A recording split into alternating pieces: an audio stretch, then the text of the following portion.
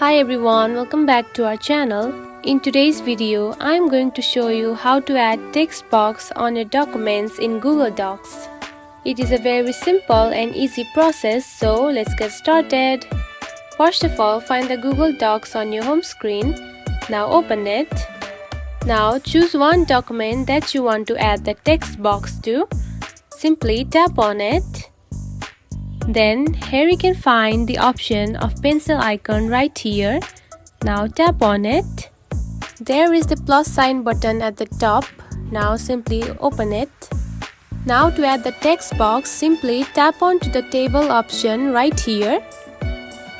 Now you can also add the columns and rows to your text box like this. Then tap on to the insert table button right here.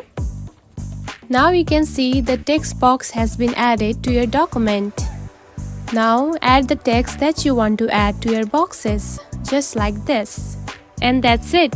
This is how you can add text box on your documents using Google Docs. If you found this video helpful, don't forget to like and subscribe for more tips. Thanks for watching.